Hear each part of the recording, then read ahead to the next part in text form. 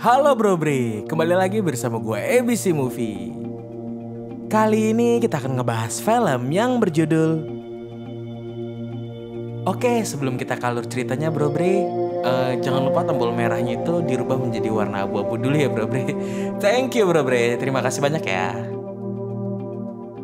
Jadi gini ceritanya. Di awal invasi Nazi Jerman ke Polandia yang juga menandai dimulainya Perang Dunia Kedua, banyak dari penduduk Polandia yang dikirim ke kamp konsentrasi.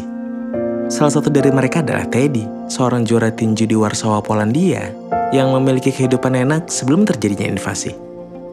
Namun gara-gara ditangkap, dia harus berpisah dengan keluarganya dan dikirim ke kamp konsentrasi Auschwitz. Dia dan para tahanan dipaksa kerja rodi membangun kompleks kamp konsentrasi yang emang pada saat itu statusnya masih baru. Pekerjaan yang sangat berat itu mengakibatkan banyak tahanan tewas kelelahan. Hal itu nggak lepas dari sedikitnya asupan makanan yang mereka terima. Sampai-sampai sesama tahanan aja saling mencuri makanan. Beberapa tahanan pun juga diam-diam mencari cara kabur dari camp. Tapi kalau sampai ada yang ketahuan, dia akan...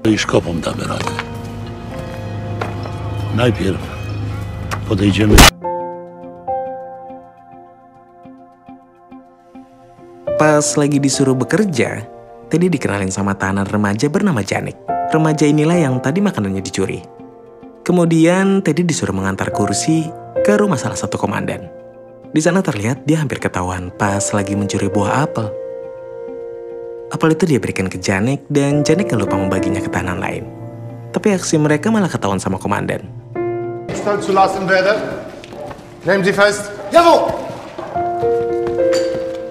Mereka pun diseret ke tempat eksekusi di mana si bapak-bapak jadi korban pertama.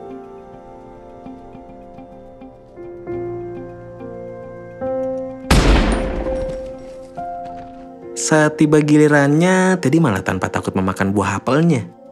Lalu Janek membacakan puisi orang Jerman yang membuat si komandan membatalkan eksekusi mereka dan menggantikannya dengan hukuman cambuk.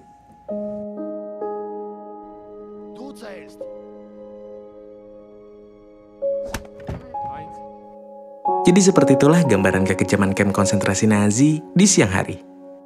Sementara kalau di malam hari, situasinya juga gak kalah kejam. Karena pada waktu itulah Holocaust terhadap kaum Yahudi dilakukan.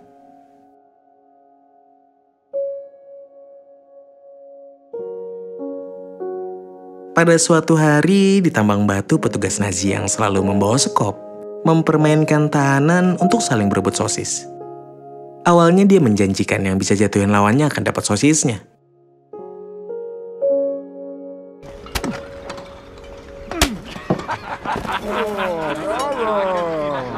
Tapi satu ronde aja ternyata masih kurang dan manggil Teddy buat ikut tanding. Disinilah Teddy bikin kesel petugas Nazi karena dia bisa menghindari pukulan dengan sangat lincah. Pas si petugas kop udah marah, dia malah dihentikan sama temannya yang tertarik sama kelincahan Teddy dan nantangin duel.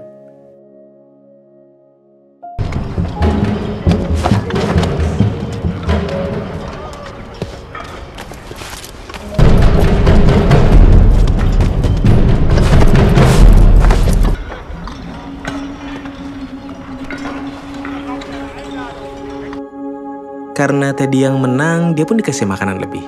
Dan sebagian dia bagikan juga ke tahanan yang lain. Pas itulah dia sadar kalau Janek lagi sakit. Dia pun nemuin si petugas buat minta tolong sediain makanan lagi sama obat-obatan.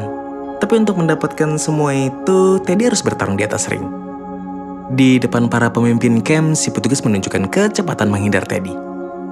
Dengan itu dia mengusulkan ke mereka untuk mengizinkan Teddy jadi petinju di camp. Dan karena kebetulan tentara Nazi lagi butuh hiburan, saran itu pun disetujui. Malam itu juga, pertarungan pertama Teddy di atas ring camp dimulai. Box!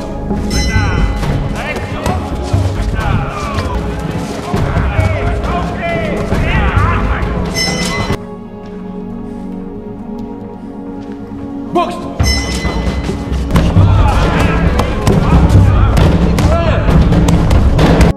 Berkat aksinya yang menghibur, Teddy mendapat banyak keuntungan.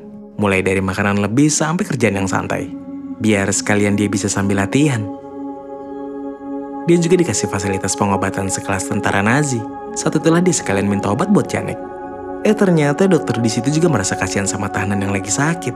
Dan diam-diam nyuruh Teddy nganterin obat ke barak medis tahanan. Di sini sangat terlihat bagaimana buruknya penanganan medis yang diterima sama para tahanan. Setelah itu Teddy pergi ke tempatnya Janek untuk memberikan obatnya. Untung aja Janek memiliki orang kayak Teddy yang sangat peduli kepadanya. Teddy juga bercerita tentang pengalaman bertarungnya sampai Janek ketiduran.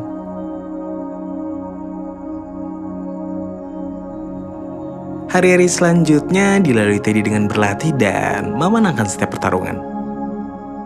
Alhasil dia bisa memindahkan pekerjaan Janek ke pusat medis utama. Sementara tahanan yang gak memiliki keberuntungan seperti Teddy harus tetap bekerja super keras di bawah tekanan petugas. Tak jarang dari mereka ada yang mati kelelahan. Apalagi bagi kaum Yahudi yang sedikit demi sedikit dieksekusi secara kejam. Tapi lama-lama pemimpin camp jadi kurang suka ngeliat Teddy hidup enak. Soalnya Teddy jadi banyak nuntut dan tubuhnya juga kelihatan tambah gemuk. Untuk itulah pemimpin camp secara khusus mendatangkan tahanan super garang untuk memastikan Teddy kalah di atas ring. Tapi hasilnya malah...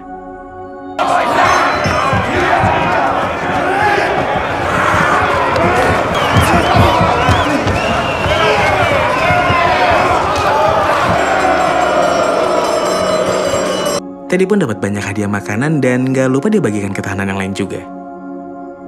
Namun pagi harinya dia diperlihatkan pemandangan yang sangat melemaskan, di mana para lawan yang udah dia kalahkan ternyata dia eksekusi mati semua. Dia pun jadi gak bisa tidur dan memberitahu Janek kalau dia ingin berhenti bertinju. Tapi Janek mengingatkan kalau yang dia lakukan selama ini udah banyak membantu para tahanan yang lain. Emang semenjak Teddy menjadi bintang di atas ring, para tahanan kayak ketiban berkah dengan tambahan makanan. Karena Teddy ini orangnya gak pelit dan sangat peduli sama anak-anak. Pada suatu momen, Janek yang lagi jatuh cinta memberikan miniatur patung malaikat sama gadis pujaan hatinya. Dan momen itu bikin Teddy ikut bahagia. Tapi sayangnya kedua sejoli ini lupa kalau mereka lagi di tengah penindasan. Alhasil saat gadis itu tertangkap melakukan pelanggaran, Janek hanya bisa meratapinya.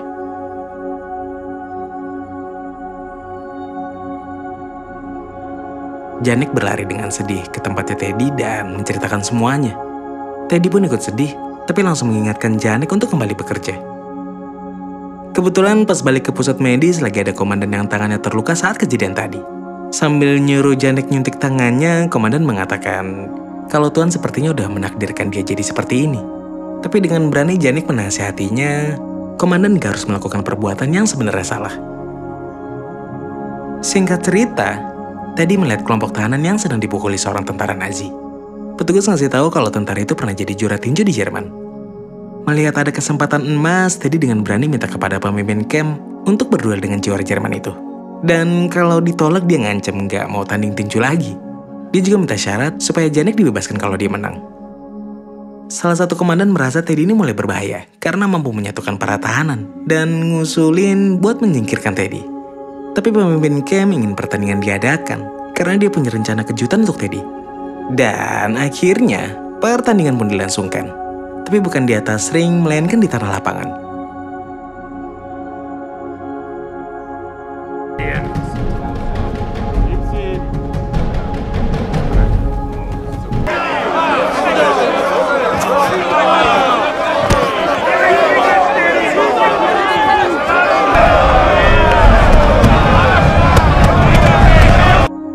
Karena melihat Teddy kayaknya mau menang, si pemimpin camp nyuruh ngasih air yang udah dicampur sama obat bius. Alhasil...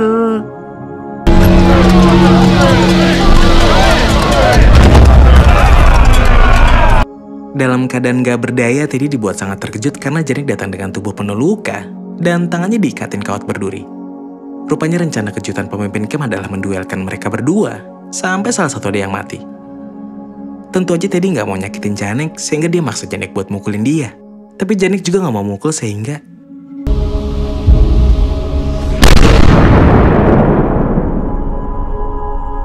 Setelah itu, Teddy dihukum dengan cara tubuhnya digantung. Dan dipukulin sama penjaga skup yang selama ini gak suka sama dia. Walaupun lagi disiksa, tapi Teddy tetap teringat sama Janek. Sampai gak terasa air matanya menetes. Saat itulah untuk pertama kalinya, dia melihat Holocaust kaum Yahudi yang dibunuh secara massal dengan senjata biologis. Dan pada pagi harinya, dia pun dilepaskan sama komandan yang langsung menyuruhnya untuk bekerja. Tapi bukan ke tempat kerja biasanya, melainkan ke tempat pemakaman para korban Holocaust. Dia pun sangat lemas menyaksikan semua ini. Dan saat itulah dia menyadari kalau di sampingnya adalah mayat Janek yang lagi megang miniatur malaikat.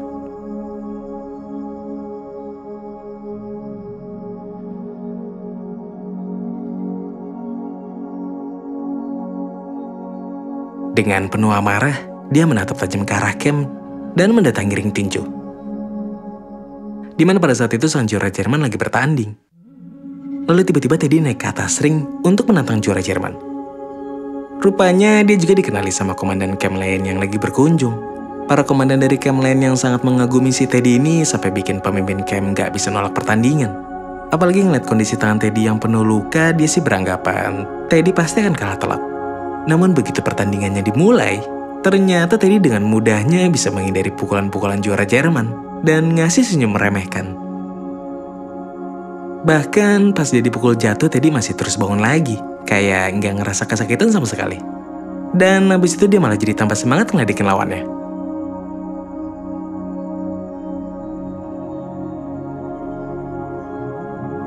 Barulah setelah dia ngerasa cukup main-mainnya, dia...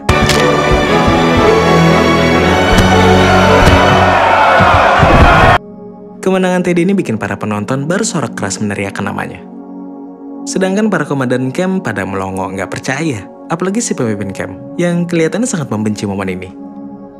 Setelah itu, pemimpin camp lain memohon agar Teddy dipindahkan ke campnya. Dan sebagai tanda respeknya melihat perjuangan Teddy, komandan pun memberitahu pemindahan itu secara langsung kepadanya. Juga karena kebaikannya selama ini, kepergian Teddy diiringi dengan rasa hormat dari para tahanan, penjaga, sampai dokter camp. Dan Teddy pun berangkat ke camp lain untuk meneruskan perjuangannya. Singkat cerita, setelah Perang Dunia berakhir, Teddy dipulangkan ke Polandia dan mewujudkan impiannya.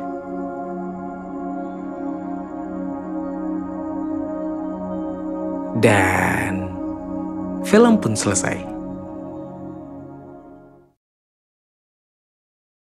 Gimana menurut kalian tentang film ini, Bro Bre? Menegangkan dan melemaskan, ora? Bro Bre, itu tombol merah udah jadi abu-abu belum? Sampai ketemu di video selanjutnya ya, Bro Bre.